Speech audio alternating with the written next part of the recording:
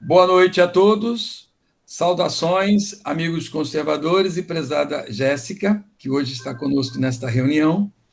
Hoje nós estamos em mais uma daquelas nossas reuniões com os nossos, nem chamo mais o D'Artagnan e também o professor Maurício de convidados. Eles já fazem parte do grupo, sempre de maneira, né, Paulo? De maneira muito solícita, tem colaborado com a gente e tem sempre nos fazendo refletir, a fim de nós construirmos na nossa região de Guarapari, aqui do Espírito Santo em geral, uma mentalidade do pensamento conservador e também temos contato com a alta cultura.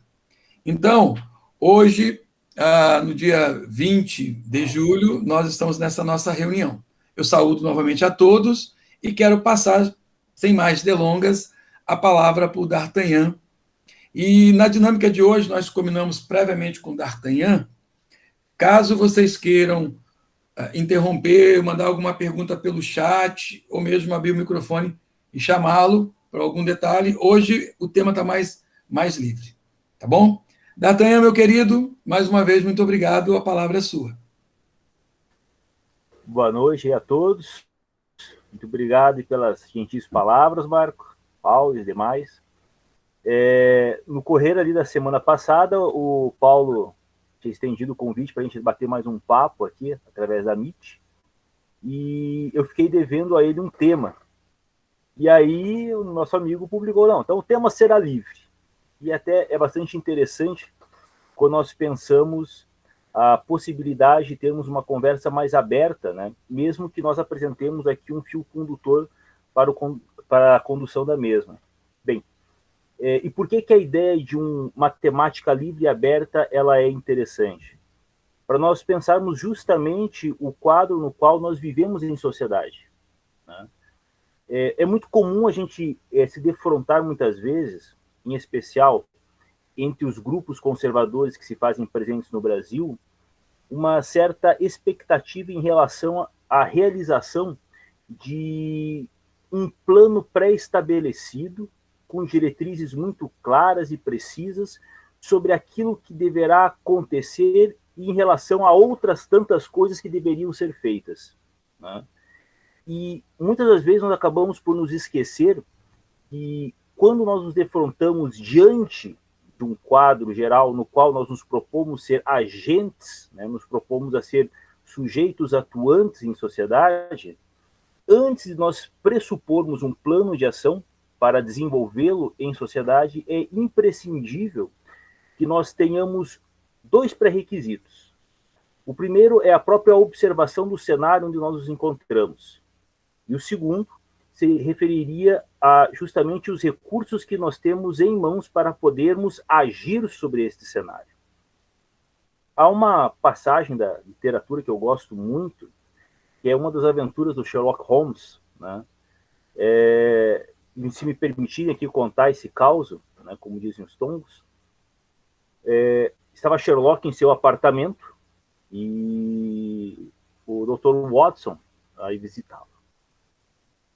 E o Dr. Watson chega, bate a porta dentro, estava lá o Sherlock, presumo com um tanto de cocaína na cabeça, e aí Sherlock olha bem para o nosso amigo Watson e fala: meu caro Watson, faz quanto tempo que você voltou a clinicar?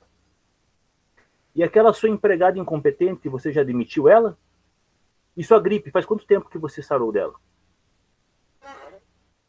Sherlock se espanta, Watson se espanta e fala: sim, de fato, faz umas 2 semanas que eu voltei a clinicar. E realmente, a Marian era desastrosa, eu demiti ela. E como é que você soube que eu estava gripado? Elementar, meu caro Watson. Quando você adentrou aqui no meu apartamento, eu senti aquele cheiro forte e formol. E percebi que sua cartola estava levemente amassada. Bem, você é um típico gentleman. Não andaria com a sua cartola assim nesse estado e não estaria exalando este odor de formol. Presumi que o senhor estivesse com um instrumento médico preso à sua cartola E o odor do formol era para desinfetar os seus instrumentos. Quando olhei para o seu sapato, um fino sapato de couro italiano, percebi que havia um leve raspado da parte inferior para a superior. Logo presumi que você andou à noite em meio às névoas londrinas, tomou umidade e embarrou os seus sapatos. E por ter tomado sereno é aqui no sul, né? Em Londres seria o nevoeiro. Tomou o sereno e acabou ficando gripado. E sua empregada, descuidada, não sabe tratar de um produto tão fino quanto um sapato italiano, ao limpar o barro, acabou raspando o verniz delicado que havia sobre o couro. O Watson ficou com uma cara de pastel sem tamanho. E aí ele, embasbacado, olhou para o Sherlock e disse: nossa, velho! Nossa, você falando assim é tão fácil, mas como é que se consegue essas coisas? Aí ele, mais uma vez, elementar, meu caro Watson. Quando você chegou até meu apartamento, você veio por onde? Pelas escadas, é óbvio. Muito bem. Quantos degraus havia? Não sei. 32? Este é o problema, Watson. Vocês veem, mas não observam. Quando nós olhamos o cenário atual na sociedade brasileira, o grande problema é que nós vemos muita coisa e observamos pouco. Se a gente for parar para prestar atenção à quantidade descomunal de informação que nós recebemos todo santo dia, das mais variadas formas, através dos mais diversos meios, é um negócio que realmente é assombroso. Mas aí nós podemos aplicar este teorema, né, do nosso amigo Sherlock Holmes. Né? A gente vê muito e observa pouco. E quando nós temos este embasbacar de informações, nós acabamos por ter uma percepção distorcida da realidade. Porque o que é interessante aqui, e aqui acho que é um dos pontos fulcrais que nós temos em relação à própria ideia de ação humana frente a fenômenos políticos. A construção do conhecimento não se dá tanto no abarcar uma grande quantidade de informações, mas na exclusão delas. Não é no ver muito, mas observar algo com determinada profundidade, com relativa amplitude. E quando nós vemos muitas vezes a ação dos grupos conservadores,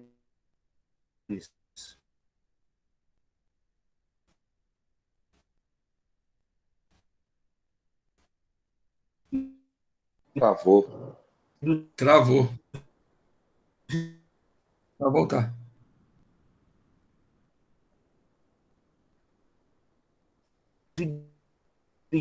Enquanto o Dalton não volta, Uhum. eu acho muito interessante que as pessoas falam que hoje é um período onde se fala, se estuda pouco, se lê pouco, né? Mas Sim. na verdade eu acho que nunca se leu tanto quanto se lê hoje. Mas é o nível da qualidade do que se lê que é o problema.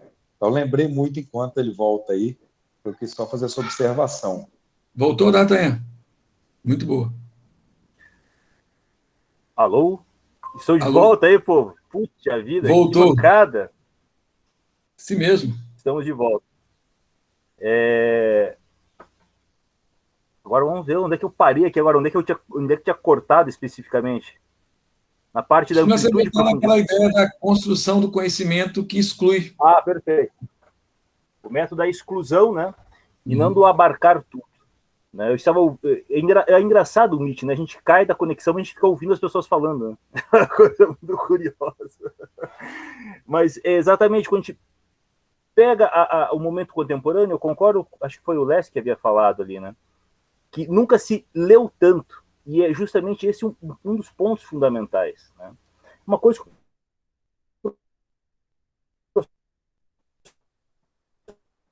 Tá o Olavo de difícil. Carvalho, né? Ele chamava seus alunos. Ah, não vai dizer que está cortando de novo. Cortou de novo. Volta em Olavo de Carvalho. Peraí, só um minutinho. Eu vou fazer um esquema aqui. Eu vou sair aqui do meu computador e vou entrar pelo celular. Aí eu acho que o trem caminha. Bom, vou sair aqui e já volto. Tá bom. Enquanto ele está ali, essa primeira ideia, alguém quer considerar? Que ele colocou sobre vocês veem, mas não observam. Uma ideia interessante que ele colocou. Opa, está de volta. Data. Está com o microfone desligado. Paulo está com o microfone desligado. E agora? Marcos. Ok? Data voltou. Positivo. Você considera? Ótimo. Então vamos lá. Vejam só. Uma coisa que o professor Olavo de Carvalho chamava muita atenção durante as suas aulas no seminário de filosofia é justamente ao que ele denominou como uma espécie de idolatria da leitura. E aqui é um detalhe que é bem interessante, né?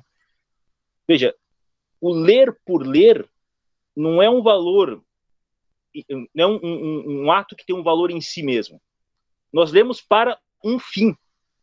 Aliás, é uma coisa muito simples, né? A finalidade de qualquer ação não está nela mesmo, está além dela.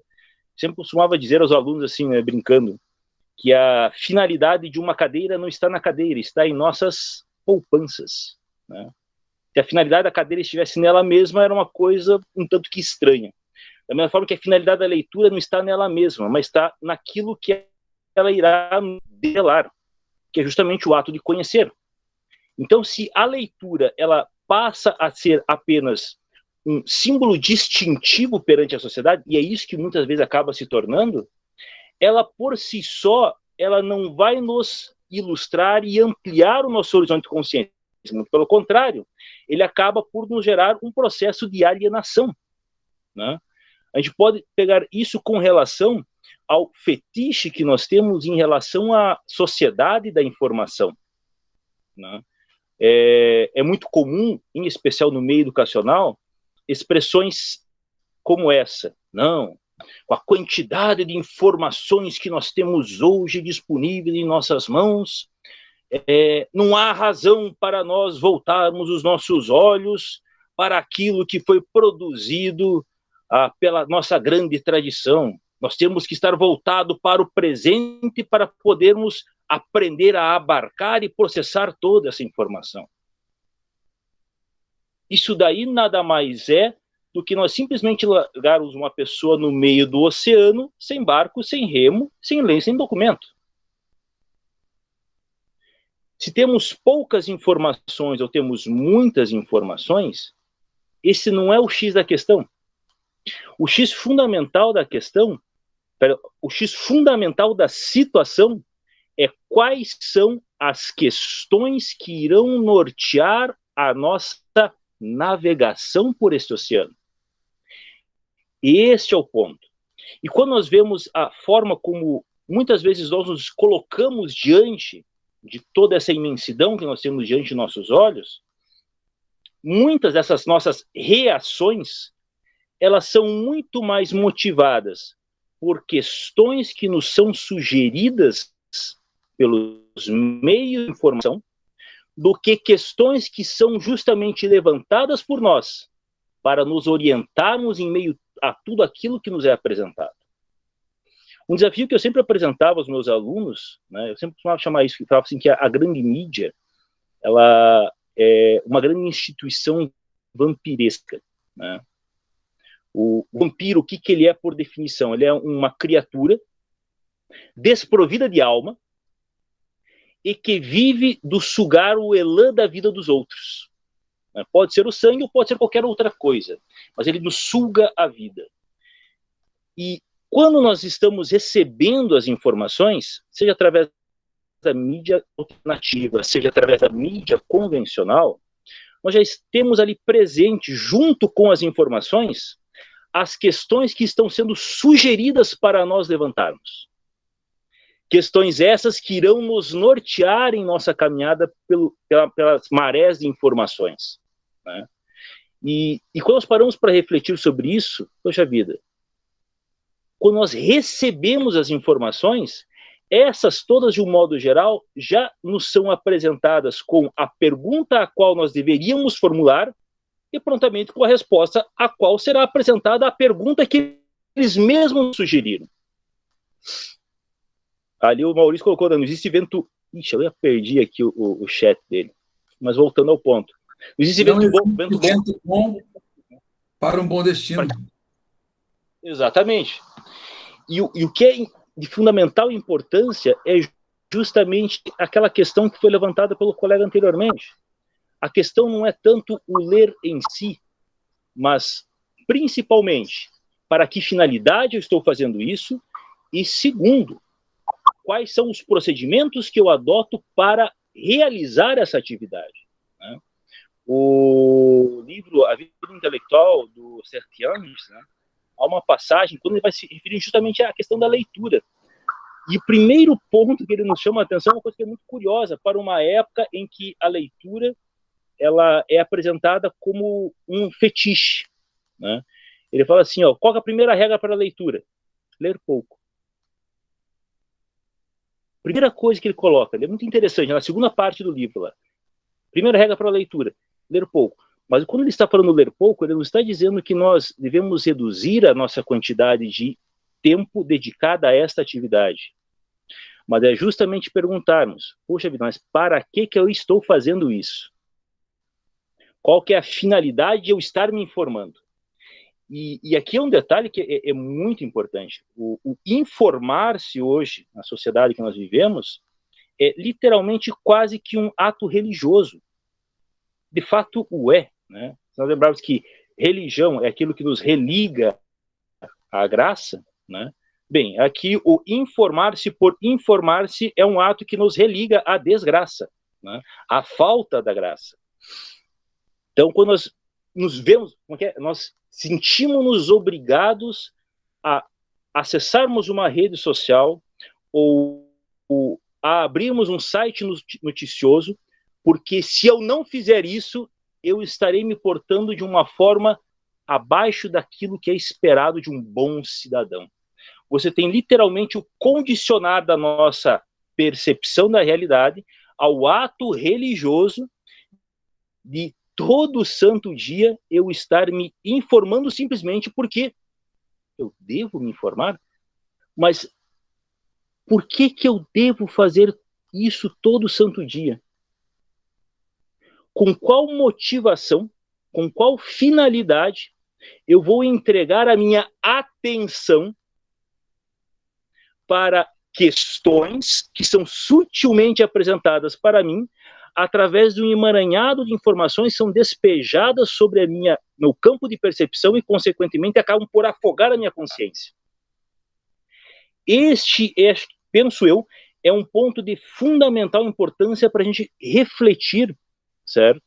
Sobre a forma como nós agimos em relação à sociedade em que nós estamos inseridos e a forma como nós elaboramos essas informações que nos são apresentadas pela sociedade contemporânea. Por qual razão? Porque muitas das vezes, quando nós nos entregamos meramente à procura de informações pelo mero ato de se informar, nós terminamos por ter uma percepção deformada da realidade, uma percepção equivocada dos fatos e, consequentemente, de todo o cenário em que nós nos encontramos.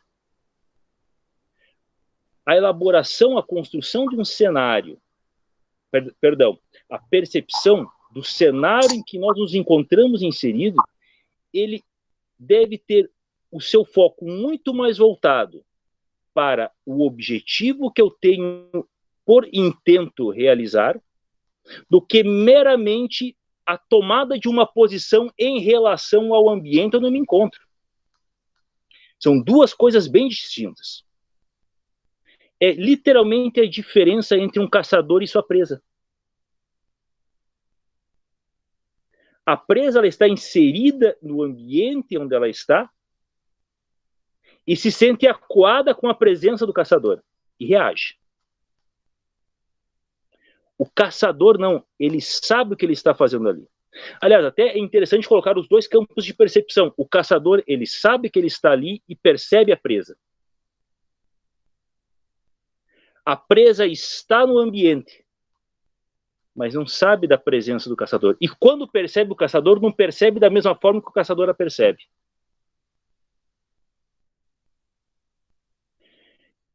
E tudo isso, quando nós colocamos dentro do ambiente que nós nos encontramos na sociedade atual, penso eu que deve ser um ponto de inflexão.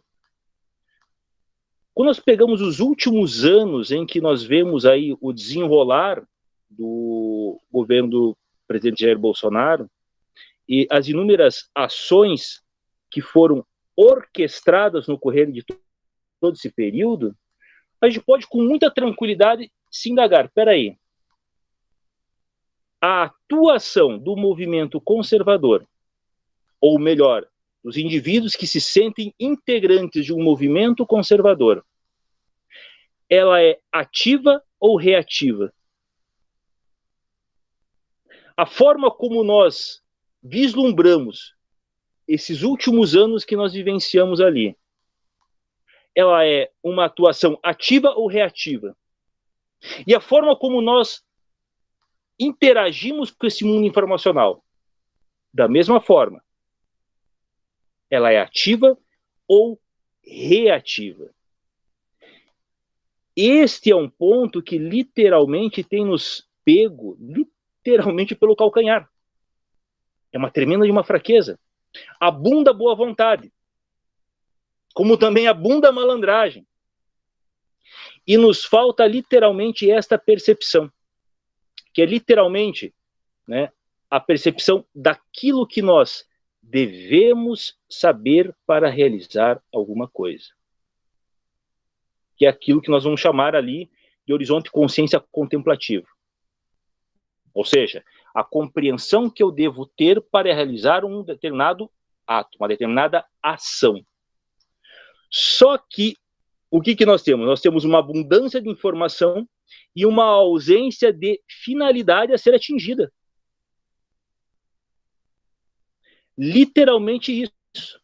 Aí eu volto àquilo que o professor Maurício havia mencionado ali. Olha, para quem não tem destino ao qual queira se ingrar, não existe vento bom.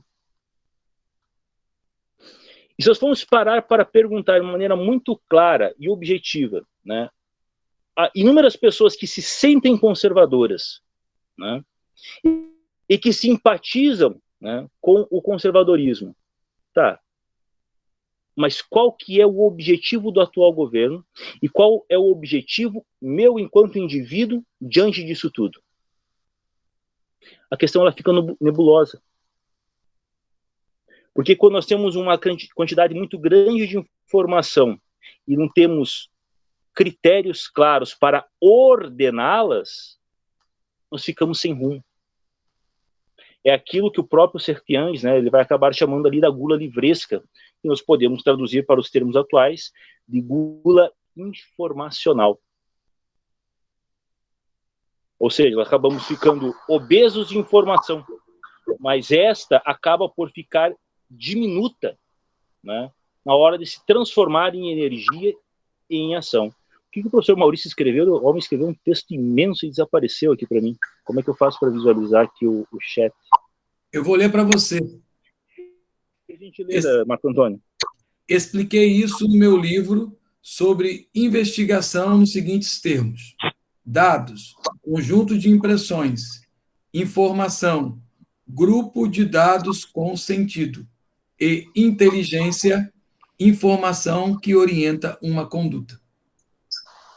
Ele usou 3 expressões: dados, informação e inteligência. Perfeito. Show de bola, certo? Mas quando nós olhamos aqui esse cenário no qual nós estamos inseridos, a ausência de questões chaves para ordenar as informações que nós recebemos é algo que, de fato, carece e muito, né? Então, quando nós temos diante de nós uma abundância de dados, de informações, de notícias que nos são apresentados, não são apresentados literalmente como capítulos novelescos, né? Nós ficamos... E aí que fica esse elemento do aspecto vampiresco, né? A gente observa o noticiário da mesma forma como até a década de 90 se esperava o capítulo de uma telenovela, né? Aguarde-se o desenrolar do próximo capítulo. E, aliás, quando nós observamos muitos canais no YouTube, a impressão clara que nós temos é literalmente nós estamos vendo o desenrolar de uma novela. Ou seja, é algo que nos rouba a atenção e, com certeza, devido a isso, acaba nos furtar o tempo que nós temos para realizar outras atividades. Bem, e se nós partirmos desse ponto que nós procuramos chamar a atenção com relação ao método da exclusão, né, qual que seria o primeiro elemento a nós excluirmos, ou pelo menos não darmos mais tanta atenção na realização de nossos estudos e no desenvolvimento das nossas atividades? Bem, penso eu que o primeiro ponto, né, fundamental nisso tudo, é mudarmos a nossa percepção, ou melhor, focarmos de uma forma distinta a nossa percepção dos problemas. Como assim? Quando nós olhamos muitas das discussões que nós temos presente no cenário contemporâneo, elas se veem sempre muito focadas na resolução de problemas macro. E o que é engraçado é que nós muitas das vezes atuamos, ou melhor, nos envolvemos nessas discussões como se nós fôssemos um agente direto dessas questões macrosociais. Né? Discutimos todos os problemas de Brasília, discutimos todos os problemas da política externa americana, né, das decisões tomadas pelo Papa, da política externa da China, e assim sucessivamente. Mas nós não temos a ênfase devida aos problemas microsociais, ou seja, aqueles que estão ao alcance de nossas mãos. D'Artagnan, deixa eu só exemplificar. É quando nós reclamamos da corrupção do governo federal e não fazemos nada quanto à corrupção nos nossos municípios. Não, perfeito. Olha, eu não estava nem pensando no aspecto da corrupção. Estava pensando em situações mais próximas ainda. Né? Mas vejam só.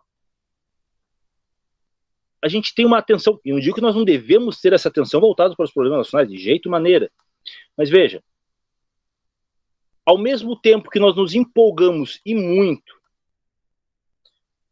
num grupo de uma rede social, né, quando chega épocas de manifestação, nós temos ali assim aquele furdunço nas redes sociais. Né? Ah, beleza. Mas agora vamos pegar um elemento bem simples.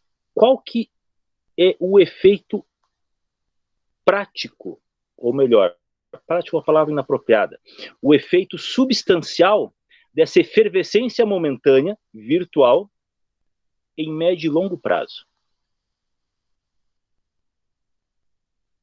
Quando nós temos a ausência de uma questão norteadora, ou seja, um elemento que dê sentido àquilo que nós estamos fazendo, literalmente, por mais intenso que seja um barulho que nós realizamos no momento presente, através das redes sociais, através das manifestações virtuais, se isso não é concatenado com um elemento que dê finalidade, que dê sentido à nossa ação, ele morre. Só que isso não se dá a nível macrosocial, isso inicia a nível microsocial. Né? Tinha aquela expressão muito surrada que era usada pelo Fritjof Capra, né? Pensar global, agir local. Né? É o inverso. Né? E aí é uma observação muito bem feita pelo sociólogo catalão Manuel Castells. Né? Ele fala assim, é o inverso. Você pensa o local e age o global. Como assim? Quando nós estamos meramente com o nosso horizonte de consciência preso aos problemas macrosociais, né, aos problemas de nível nacional, o nosso olhar ele se torna literalmente desproporcional em relação ao campo de existência que nós temos, que é no local. E tudo aquilo que acaba sendo diluído a um nível macrosocial, ele perde a sua dimensão fundamental, que é o contato humano direto.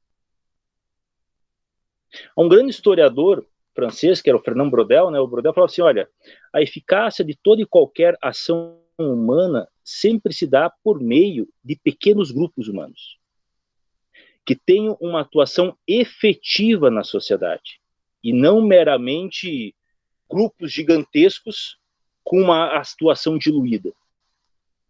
Né? Me permito aqui 2 exemplos que eu acho muito interessante para a gente poder perceber isso. Né? O primeiro que é muito simples. Né? Quando nós pegamos, se fala muito, né? O pessoal que está aqui, como é que é? Não, porque nós estamos aqui para salvar a civilização ocidental.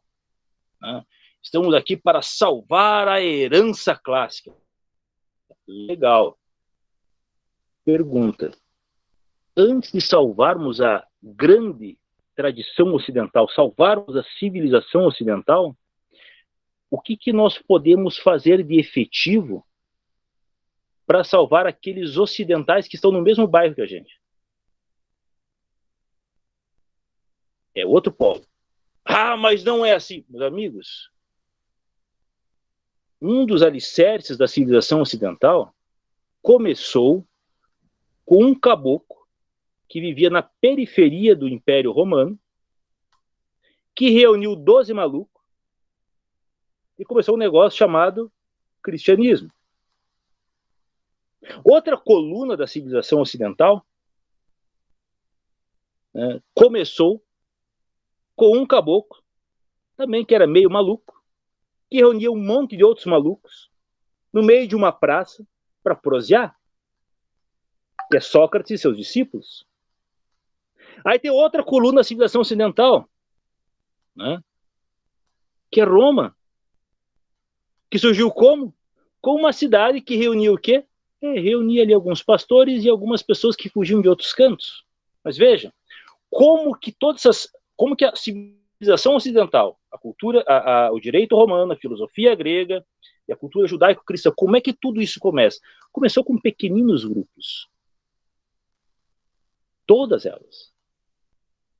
E quando nós olhamos a forma como muitas vezes é tratada por alguns grupos conservadores, né, a percepção do resgatar a cultura greco-romana, resgatar a civilização ocidental, parte de uma dimensão extremamente agigantada,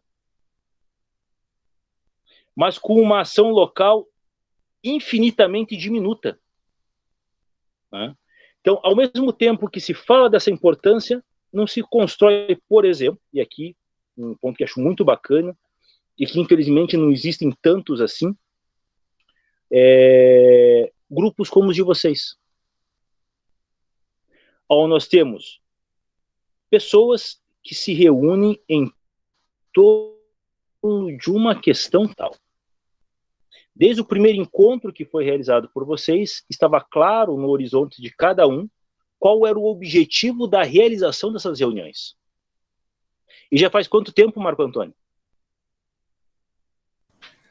Aproximadamente um ano e uns 2 meses. Veja, isso é uma ação efetiva a nível local. Então você começa com a formação de pequenos grupos e com pequenas atuações junto à sociedade. Com qual objetivo? E aqui é um ponto que eu pessoalmente considero de extrema importância. É o fortalecimento dos laços entre os indivíduos.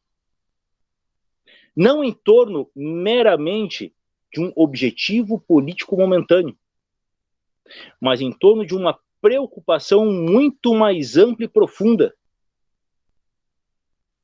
Podia ler para mim ali, meu amigo Marco, que eu não consegui ler, foi muito rápido, apareceu para mim aqui, deu uma piscadinha só. A Bíblia, no livro de Zacarias, o profeta diz: não desprezem os pequenos começos, porque os homens se alegram vendo o início desta obra. Perfeito, perfeito. Maravilha. Não. E quando nós passamos a ter essa percepção, gente, e aqui entra o ponto central. A grande força da esquerda, durante os anos 80 e 90, que levaram eles a ascender o poder, era justamente a formação desses pequenos grupos, que foram se perdendo Graças ao bom Deus, certo?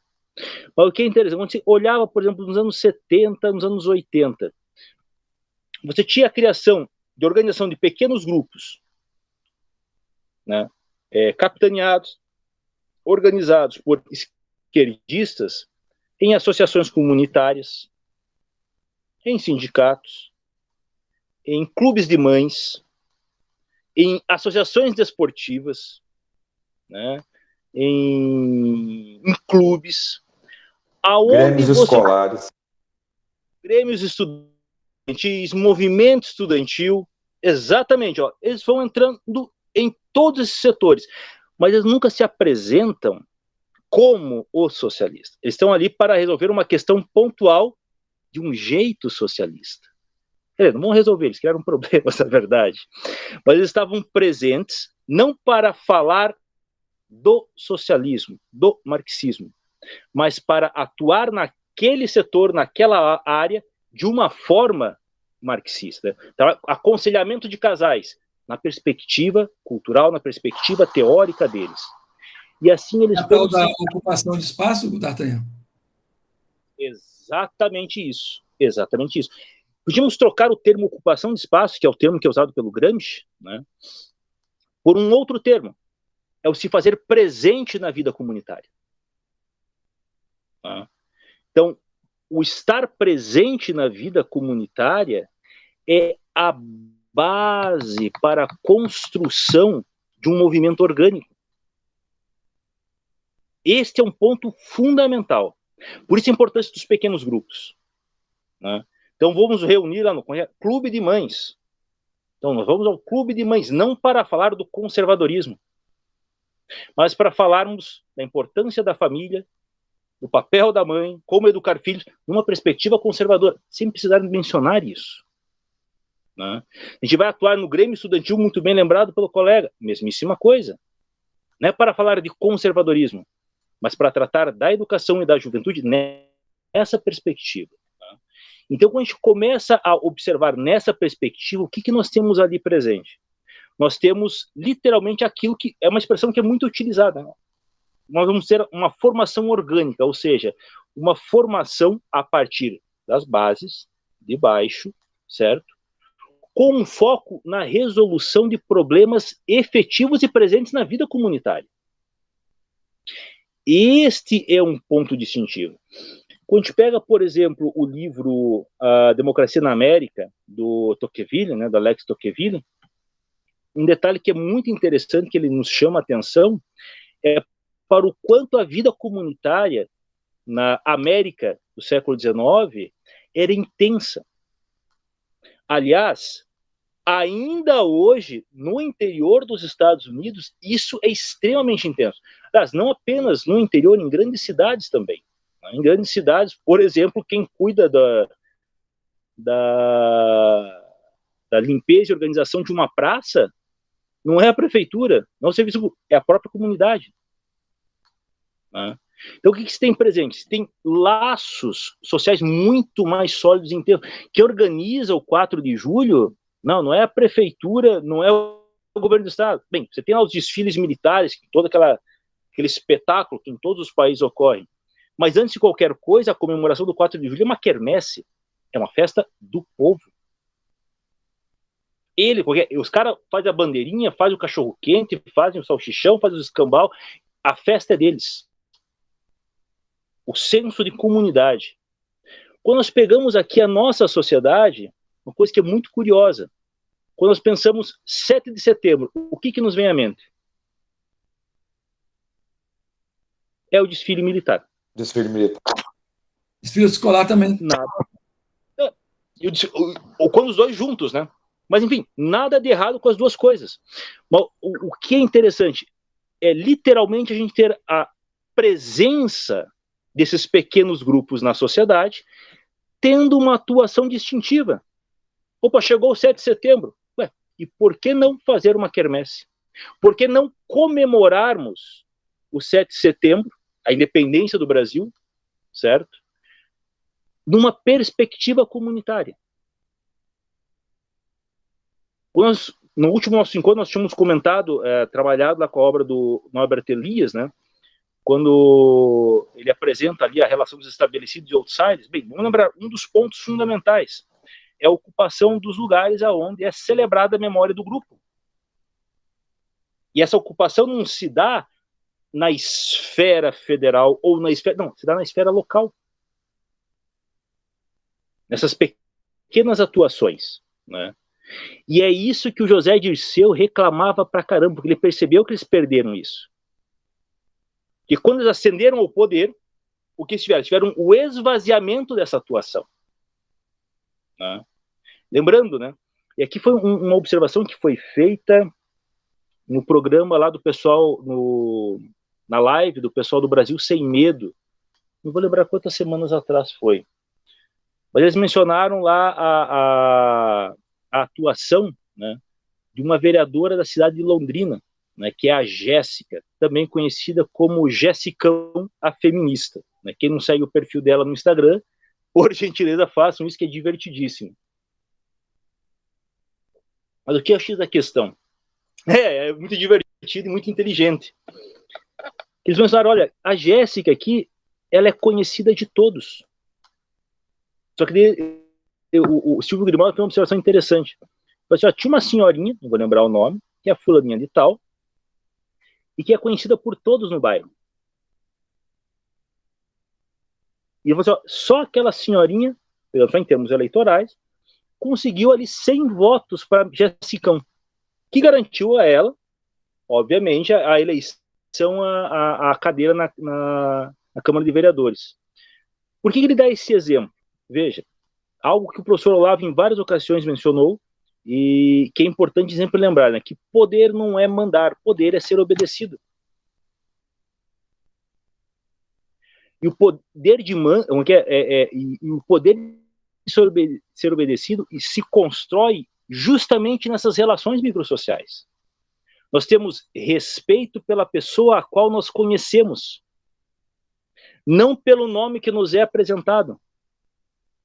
Quanto mais ampla é esta rede de pessoas que se encontram junto à sociedade, na base, cultivando em pequenos grupos os valores que nós consideramos ser fundamentais, maior será o nosso poder de atuação junto à sociedade a nível macrosocial. E aqui é uma observação, tipo, o que eu vou falar aqui é chover no molhado, porque é algo que foi repetido já várias vezes pelo próprio professor Olavo de Carvalho, né? Se a gente pegar e retomar os vídeos antigos, antes do lançamento da candidatura do presidente Jair Bolsonaro, é uma coisa bem simples. Assim, olha, gente, vamos colocar esse cara lá em cima e ele vai levar pedrada 3x4. Por quê? Porque antes de você tomar o cargo nominal, você precisa, primeiramente, construir toda esta base de apoio, que é justamente a formação dos pequenos grupos, junto às comunidades, junto à sociedade, para dar a base de sustentação. O que é essa base de sustentação? É sempre lembrar, poder não é mandar, é ser ouvido. E quem é ouvido? É uma pessoa de carne e osso que está presente diante das pessoas, que as pessoas reconhecem. Né? Me permitam aqui um exemplo que eu acho bem interessante, apesar da pessoa não ser. Quando a gente pega lá o Drauzio Varela, do Estação Carandiru, né, ele tem uma entrevista onde ele comenta que ele visitou um dos chefes do tráfico, né? E na visita que ele fez ao chefe do tráfico, né, ele chegou a maior cara de pau e perguntou, viu, queria fazer uma pergunta pro senhor. E aí o traficante já ficou cheio de não me toque, né? Falei, pô, o que esse cara quer, né? Falei, não se preocupe, eu sou médico, eu não sou da polícia. Aí ele perguntou, viu, o que você faz para ser obedecido? Você manda em tantos homens aí, todos armados, tal, como é que você consegue isso? Ele falou, eu dou aquilo que eles querem. Então, o que é? Dinheiro, drogas, mulher? Eu falei, não. Atenção. Eu dou atenção, eu ouço eles. Certo? Então, o que ele demonstra com esta fala? Quando nós pensamos nas relações de poder, como elas se constroem junto na sociedade, elas se dão pessoa a pessoa. Não é tanto aquilo que eu mando, mas é a prontidão que os indivíduos têm em reconhecer naquele indivíduo a autoridade, que é o obedecer. Tá? E quando nós vemos na sociedade, da forma como nós encontramos atualmente no movimento conservador, ou entre aqueles que se sentem conservadores, é que você tem a ocupação dos altos postos por figuras, né, que estão ali, representando uma ideia. Mas quando nós olhamos para a base, bem, é um gigante com pés de barro. Você vê a sociedade sem o que é muitos indivíduos identificando-se com aquelas bandeiras, reconhecendo aquele indivíduo como o presidente, mas você, junto à base, você tem uma multidão de pessoas dispersas. E sendo o tempo todo azucrinadas, me permitam usar essa expressão bem popular, por aqueles que ocupam posições-chave junto à comunidade. Jornalista, formadores de opinião, o padre, o professor, o líder comunitário. A gente pode fazer essa pergunta, né? Quantos líderes comunitários de índole conservadora nós temos nas associações comunitárias pelo Brasil afora? Podemos olhar para as comunidades, né? Eu olho para a minha. Fale, Paulo. Marco Antônio. D'Artagnan, deixa eu fazer uma questão na relação do atual presidente, o Jair Bolsonaro, com a comunidade evangélica. Eu sou protestante, evangélico, e eu percebo no meio evangélico, principalmente, eu sou batista, né, que é mais classe média para alta, assim, mas tem uns grupos que são de classe média para baixo. Eu percebo que nesse ponto que você tocou, o presidente Jair Bolsonaro, parece que ele, mesmo eles não entendendo muito bem a comunidade toda evangélica, mas tem nele uma figura de alguém que está defendendo os mesmos interesses. E já não vejo mais isso tanto na Igreja Católica, pelos que eu conheço aqui na minha cidade. E é o que você falou. Lá tem pessoas que são contra, por exemplo, o presidente Jair Bolsonaro. Então ele fala, nos ciclos católicos parece que eles não é bem ouvido. Em compensação, no lado evangélico, a gente tem que analisar por quê, parece que sim. Você tem a mesma impressão ou eu viajei na maionese? Não, tua impressão é precisa. Mas vamos lembrar um detalhe bem simples, né? Vamos lembrar que ele surge das comunidades eclesiais de base. Ele surge dentro da Igreja Católica. Um detalhe, porque entre nós tem a ideia de que a esposa dele é uma evangélica e de igreja. Sim, entendeu? Isso que eu falei ali, é feio dizer, mas é verdade. Né?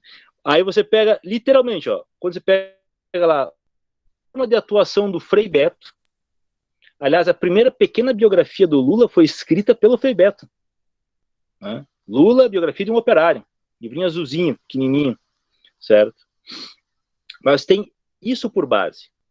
Né? Aliás, pegar duas colunas muito importantes dentro da formação disso daí. Né? E aí a gente entender por que na igreja se tem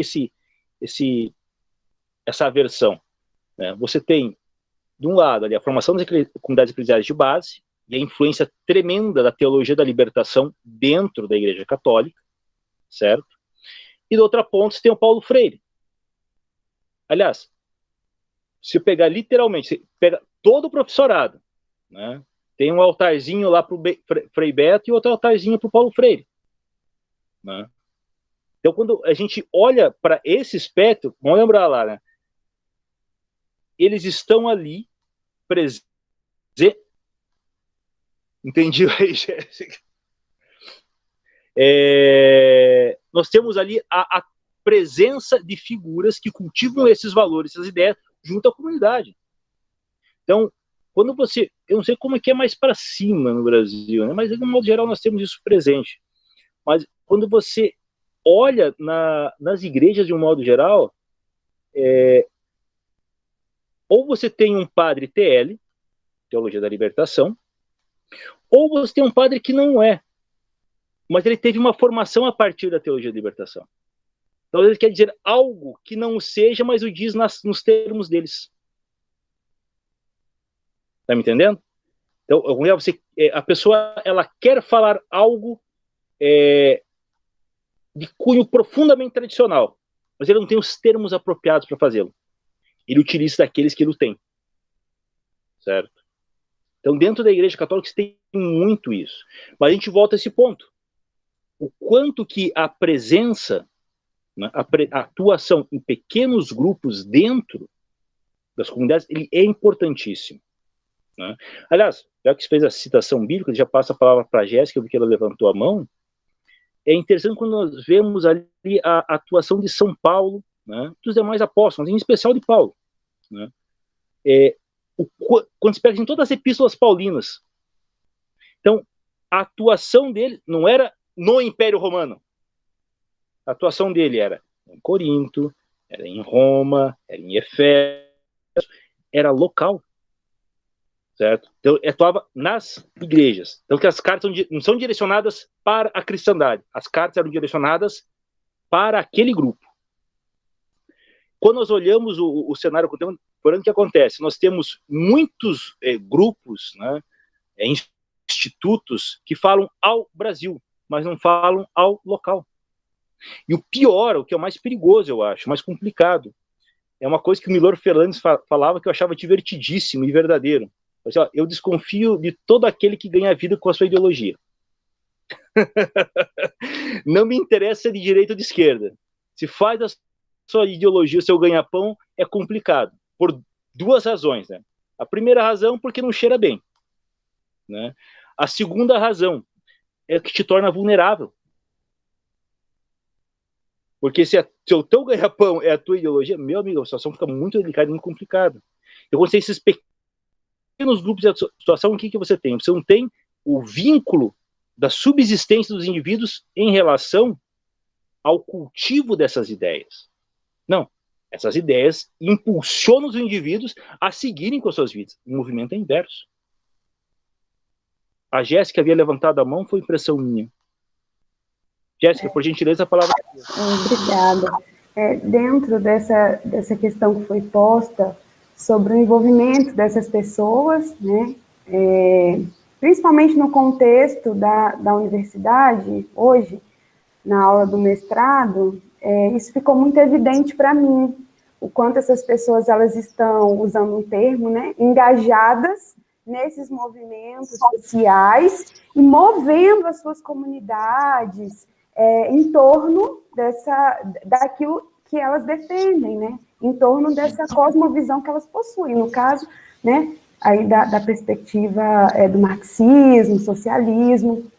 E, assim, eu confesso que é muito bom estar com vocês aqui, ouvindo, porque é cansativo estar nesse contexto. Às vezes eu me sinto nadando contra a correnteza, e isso é muito difícil, né? Porque, por um lado, eu também entendo que é importante nós também estarmos nesses espaços, e até às vezes eu converso com o professor Marco, professor, como é difícil, né, estar ocupando esse determinado espaço, mas eu acho muito pertinente a sua fala nesse sentido, de que nós também precisamos ter uma ação efetiva nos nossos diferentes contextos, seja no contexto da igreja, seja no contexto comunitário, para ter voz também, né? E como foi posto, não necessariamente de uma forma de embate, mas a partir de um posicionamento.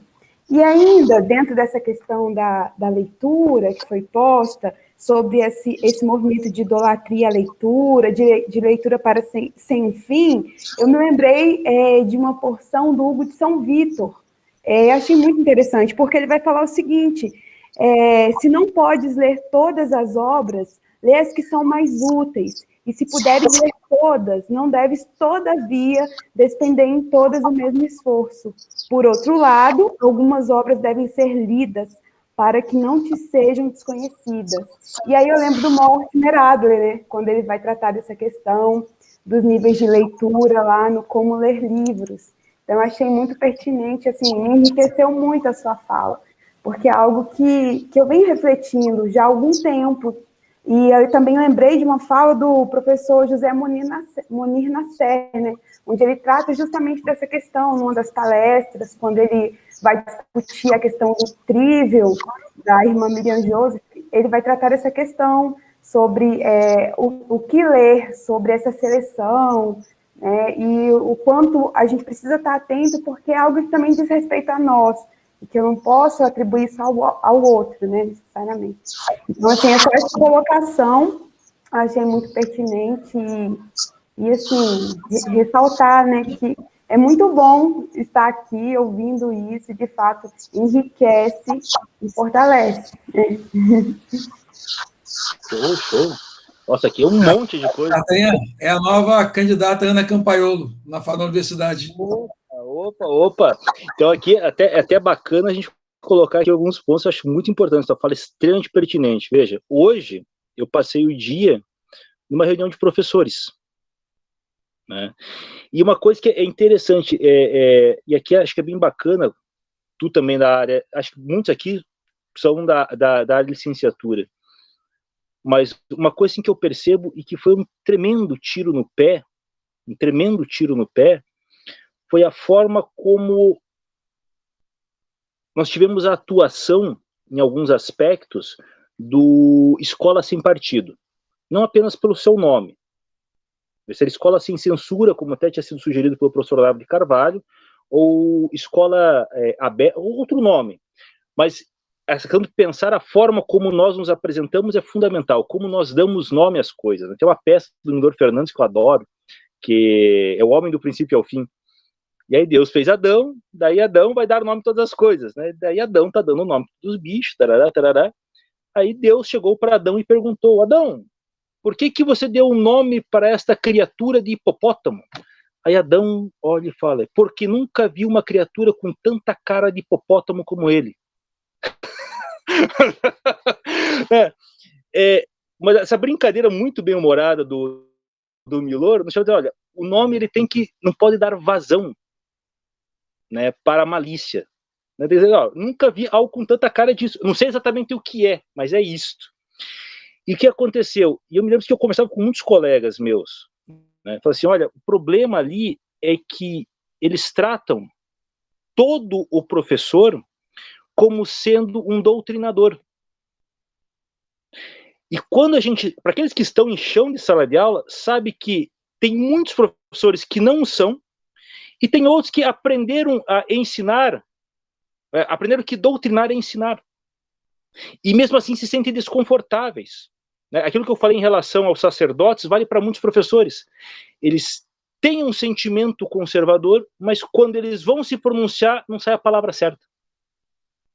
Ele vai cair justamente do quê? Nos trejeitos, os elementos que ele apreendeu em sua formação. Né? Então, acabou criando ali, perdeu-se uma oportunidade imensa, justamente de abrir espaço para esses professores, criar um diálogo com eles. Então, criou-se literalmente uma trincheira, né? Para quem está em sala de aula, sabe muito bem o que eu vou falar. Vai dizer, não, porque a família... É muito falado isso, não, porque a família tem prioridade. É verdade, mas quantas famílias querem essa prioridade? Né? Para quem está em sala de aula, sabe muito bem que professores hoje, literalmente, tentam, na medida de suas limitações, muitas vezes cumprir um papel que a família deixou de cumprir. Literalmente isso. Então ali você perdeu-se uma oportunidade. Por quê? Porque voltamos àquela questão, ó, o olhar macro para o micro. Então, vamos a discussões ideológicas. Verdade. Então, você pega tudo que é produzido academicamente, todas as diretrizes do Ministério da Educação, das secretarias estaduais de educação, todas elas são uma quinquilharia, né, de instrumentalização. Mas isso não significa que as pessoas que estão ali no chão da sala de aula todas assim o sejam. Né? Então, foi-se muito aguerrido e pouco convidativo. Né? E isso foi um pecado muito grande, penso eu. Né? Foi uma falha muito séria. E ali, quando se tocou na questão, né, do Mortimer Jeremy Adler, né, é fundamental. Né? Tanto a menção ao Hugo de São Vítor quanto ao Jeremy Adler. Mas ali, pegando ali não só dos níveis de leitura, como os tipos de leitura. Né? Eu acho uma coisa ali que é fantástica, né, quando ele aborda para nós. E pegando nesse tópico, acho que a gente está tratando aqui, ele faz a distinção que ele chamaria ali de leitura de entretenimento e leitura de formação, né, para chegar lá no que ele chamaria de leitura elementar, leitura de expressão, leitura analítica e leitura sintópica, né. O que é bacana, assim, são 2 pontos, né. Primeiro, com essa distinção que ele faz dos 2 tipos de leitura, né, a leitura de formação e entretenimento. Quando a gente fala da distinção desses 2 tipos de leituras, nós temos uma distinção de foco da leitura, né? Uma é dispersiva e a outra é concentração. E o que eu acho que quando eu ensinava esse tipo de coisa, e o que é interessante é que quando a gente vai fazer uma leitura, e devido justamente ao elemento massivo que nós temos hoje, que nos é gerado pelas grandes mídias, pelas mídias sociais e pelo acesso fácil ao entretenimento, né, a gente, se for ler Aristóteles, for ler Olavo de Carvalho, se for ler As Aventuras de Sherlock Holmes ou os gibis do Batman, né, que eu adoro, a gente lê de forma dispersiva. Então, não nós aqui, mas a forma como a nossa atenção é focada é sempre para dispersão, ou seja, eu me diluo na cena. Isso é aquela coisa assim, uma coisa é, tirando o seu exemplo do livro, pegando um exemplo audiovisual, uma coisa é você deitar no sofá e a expressão que eu acho assim monstruosa, né, maratonar uma série, né, o cara deita lá, pega lá o Jack Bauer, do 24 Horas, assiste lá uma temporada inteira num dia. Não cansa. Por quê? Porque a atenção ela está dispersa, né? Você se dilui nela. Agora assista, e aí uma coisa que é bem curiosa, né? O Marco, que atua ali no Instagram, sabe bem disso, né? Tente gravar uma videoaula com mais de 15 minutos. Perdeu. Por quê? Porque uma videoaula ou um podcast, ele exige o que de nós? Atenção. E atenção significa o quê? É centrar. Eu vou ter que centrar a minha atenção e não dispersá-la. Então, eu leio um gibi do Batman ou leio As Aventuras do Sherlock Holmes, eu posso me dispersar, eu me torno a personagem, eu mergulho na história. Posso fazê-lo. Mas não posso usar este mesmo foco quando eu vou tratar do quê? De uma obra que exige um esforço muito maior de minha parte. E quando você mencionou, olha, eu não posso ler tudo. Aliás, uma coisa que o Munir Nasser ele falava que eu achava maravilhoso, olha, você tem que ver que você tem uma vida só para ler. Olha, você tem que ver que você terá que tirar alguns livros da sua estante porque você tem uma vida só, não tem tanto tempo e nem tudo merece a sua atenção. Nem tudo merece a nossa atenção. Então, quando eu falo essa coisa de enxurrada de informação que a gente recebe todo dia, veja, até assim, a experiência que todos nós já tivemos, a gente pegar, abrir o Instagram ou o Facebook, o algoritmo nosso é educado de acordo com aquilo que nós damos preferência. Então ele vai apresentando, de repente começa a ver aquelas mensagens dos nossos deputados, dos nossos influenciadores, e quando você vai recebendo aquilo, meu Deus do céu, aí uma reação que é interessante, aquilo te inquieta, mas não te forma. Meu Deus do céu! Eu acho que um exemplo aqui, que foi a pergunta feita pelo Marcos, né? Teve a mudança no tratamento da missa tridentina, que foi feita pelo Papa, né? Francisco. Fantástico. Deu aquilo, de repente você tinha quilos de informações sobre aquele negócio. E o que é interessante, se você observa aquilo de forma dispersa, aquilo te inquieta. E uma coisa que é muito importante, inclusive quando nós tratamos da educação, né? Inclusive nesse momento que eu tive de formação, se cultua muito um negócio que eles chamam hoje em dia de criticidade. Porque você tem criticidade e protagonismo, né? Meu Deus, de cada 10 palavras, 12 é protagonista. O que é o uso do termo protagonista e crítica com grande ênfase? É uma forma dissimulada de você dizer, você deve ser inquieto e indócil. É isso. Eu tenho um pequeno detalhe. E aqui uma sentença do C.S. Lewis que eu acho maravilhosa. Assim, ó, obedecer esclarece. Obedecer esclarece. Ou melhor, troca a expressão do C.S. Lewis. A docilidade traz a compreensão. Se eu estou inquieto, se eu estou arredio, eu não estou me abrindo para o conhecimento, pelo contrário, eu estou me fechando. Né? Então, quando você olha para a forma como nós temos o cultivo da nossa atenção na sociedade contemporânea, é literalmente um cultivo constante do desassossego. E o desassossego nada mais é do que a inquietação. E uma alma inquieta é uma alma desordenada. E uma alma desordenada não capta as informações de forma ordenada. Né? Isso aqui é um problema imenso que nós temos. Né? Então, quando a gente pensa, poxa vida,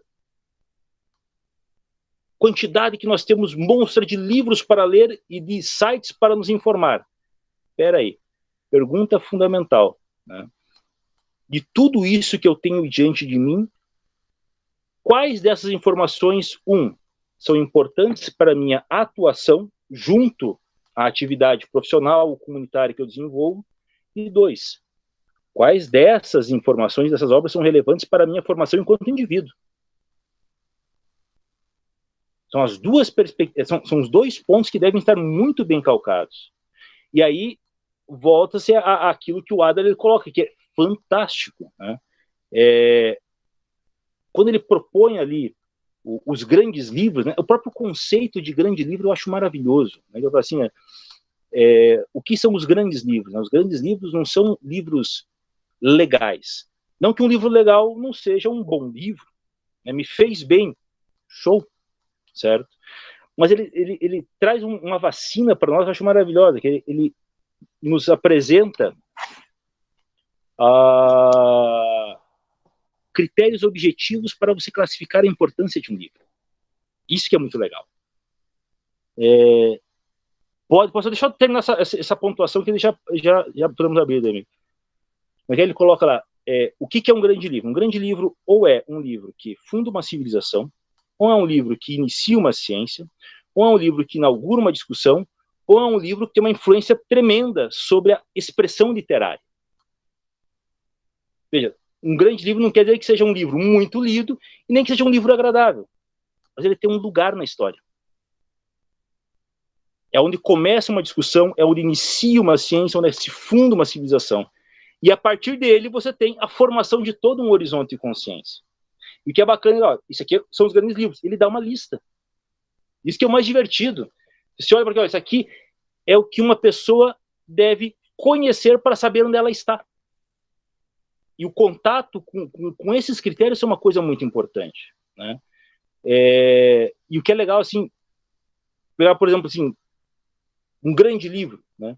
Quando eu falava isso com os alunos, a Bíblia é um grande livro, a Sagrada Escritura, Antigo e Novo Testamento. Não porque eu concorde, mas porque se fundou uma civilização. Você inaugurou ciências a partir desse livro. Você tem o início de discussões. Né? Só o monoteísmo ético, fora inúmeras outras. Né? Você tem a influência literária. Todos os dramas da literatura ocidental estão ali. Todos, sem exceção. Então, é por isso que ele é importante. Certo? É importante porque é revelação. Mas, tirando a revelação, se não tivesse, só isso aqui. Isso aqui já tem um problema imenso montado. Mas eu não concordo. Você não concorda dele. É desse livro que você não concorda. É dessa proposição que você não concorda. Então, ele é um ponto de encontro. Então, ali o Adler nos dá uma ferramenta incrível, né, para a gente poder trabalhar isso. Isso é muito bacana. E tem ali, quando o Adler fala assim, a leitura tem que ser ativa. Outra coisa que é muito modinha hoje em dia, né? Não, pedagogias ativas, você tem que ser ativo. Tem outro livro dele que é como ouvir e falar. Né? Então, veja, o que é uma audição ativa? É saber ouvir. Então, o ser ativo aqui é o ser silente. É uma disposição diferente. Né? Então, porque e outra palavra que é muito mal usada, as pessoas hoje em dia confundem ativo com inquieto. Né? Eu tenho que estar fazendo malabarismo em sala de aula, junto com o professor, para dizer, veja, eu estou ativo. Mas muitas vezes nós esquecemos que o ser ativo muitas vezes é o quê? É o não agir. É o saber ouvir, né? É o saber aquietar-se. E aí até faço uma referência a um filme que eu gostei muito, que era Êxodos, entre reis e Deus, entre deuses e reis. Moisés. Tem um momento lá que Moisés está ali com Deus e ele estava preocupado, que ele queria tirar o povo, como Deus mandou, tira o meu povo lá do Egito. Fala, o faraó não quer deixar, o que eu faço?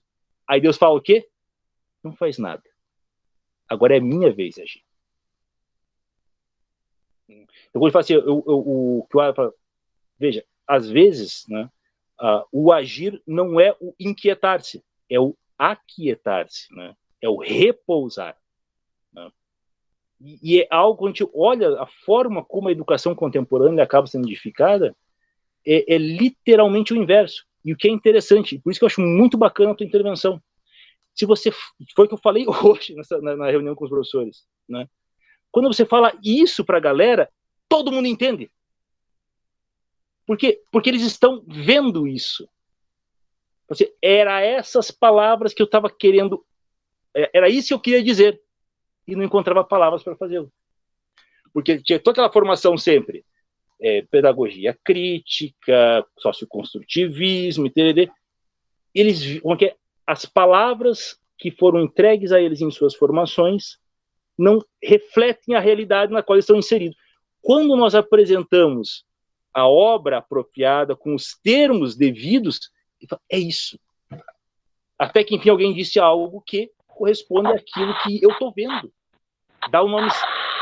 nunca vi um bicho com tanta cara de hipopótamo como esse. Ele fala, é isso mesmo. Certo? Então, traduz os termos. Por isso que essa atuação, por mais dura e árdua que seja, ela é necessária. Eu acho importante lembrarmos. E aí que é o legal dessa coisa da atuação junto à comunidade. Na comunidade não há inimigos, há vizinhos. O chefe é maravilhoso, que ele fala assim, só existe vida humana em pequenos grupos, em pequenas comunidades. Por quê? Porque num grande centro, se eu não gosto de alguém, eu não convivo. Isola a pessoa. É o que acontece nas redes sociais. Né? A gente se junta com as panelinhas nossas, pronto, conservadores, liberais com liberais, comunas com comunas, e acabou. Pequenos grupos humanos, não. Como são poucos, você tem que conviver com aquele diferente. Então, quebra essa esfera do amigo e inimigo. E diz, opa, existem pessoas ali. Eu vou digladiar-me com aquele indivíduo? Não, você só vai apresentar a verdade. Esse é o ponto. Então, quando você trouxe ali a obra do Adler, né, em especial, e bem como o próprio Hugo de São Vítor, mas em especial o Adler, quando você apresenta isso para as pessoas, elas olham e falam, caraca, é isso. A coisa não é tanto armar-se ao combate, mas desarmar as almas para o diálogo. Né? Esse que é um ponto importante. Né? Eu vou falar assim, lutar o bom combate. Lutar o bom combate é desarmar o adversário. Ou melhor, desarmar o outro que pensa ser o nosso adversário. Que é um trabalho difícil pra cacete, diga-se de passagem. Mas é assim que se faz. Né? Um a um, ponto por ponto. Sem pressa. Né? Esse que é o ponto mais importante. Que é aquela confusão que a gente tem muitas vezes justamente esse excesso de informação. A gente quer as coisas para amanhã. Ou melhor, como nós dizemos aqui no Sul, para ontem. Mas elas são em longo prazo, né? Tem um anime que eu estava assistindo com meu filho, que é o Castlevania. E esse é vampiros, né? Caçadores de vampiros. E aí tem um diálogo entre um mestre de forja, que seria criador de criaturas das trevas, e uma vampira.